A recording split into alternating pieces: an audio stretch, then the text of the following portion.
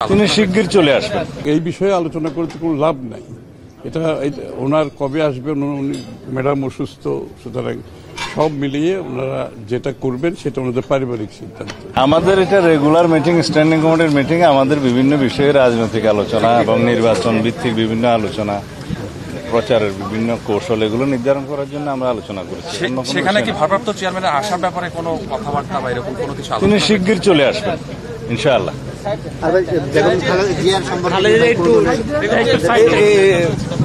ম্যাডামের স্বাস্থ্যের অবস্থা সম্পর্কে যাবতীয় যা কিছু ইনফরমেশন বা তথ্য আছে ডক্টর জাহিদ সাহেবের কাছে, উনি বলবেন।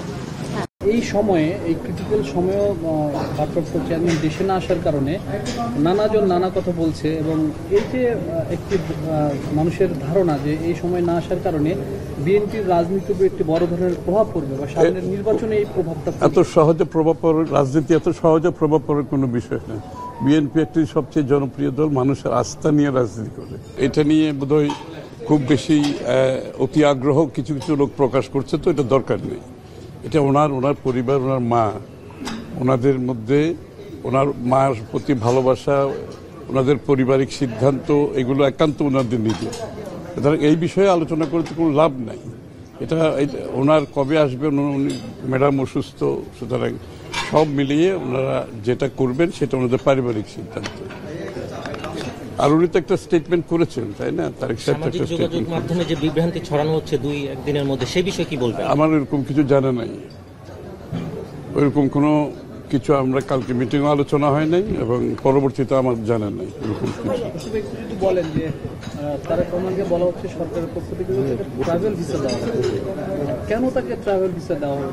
আসলে তাহলে যেটা বারবার বলা ছিল পাসপোর্ট, ওটা আমার জানা নাই। এটা সরকার কেন বলছে সেটা আমি বলতে পারবো না।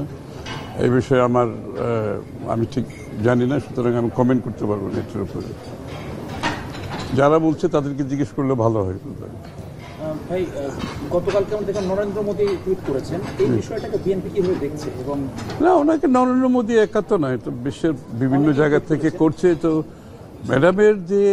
ম্যাডামের প্রতি যে মানুষের দেশের বাইরে মানুষের প্রতি ভালোবাসা, ওনার প্রতি যে সম্মান, যেটা উনি বাংলাদেশের রাজনীতিতে ওনার প্রতি যে দেশবাসী এবং বিশ্ববাসীর যে ভালোবাসা এবং সম্মান, এটারই প্রতিফলন যে উনি বাংলাদেশের জন্য কি করছেন, বাংলাদেশের জনগণের জন্য কি করছেন, গণতন্ত্রের জন্য কি করেছেন। এটা আজকে সকলের কাছে স্বীকৃতি, এটা সারা বিশ্বব্যাপী স্বীকৃতি পাচ্ছে। এটা হচ্ছে সবচেয়ে বড় কথা। এটা একটা রাজনীতিবিদের জন্য এর চেয়ে বড় কিছু পাওনা আর কিছু থাকে না।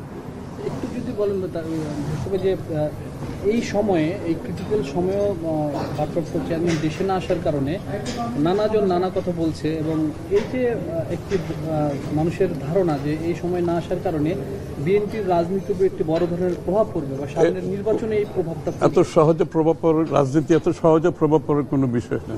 বিএনপি একটি সবচেয়ে জনপ্রিয় দল, মানুষের আস্থা নিয়ে রাজনীতি করে।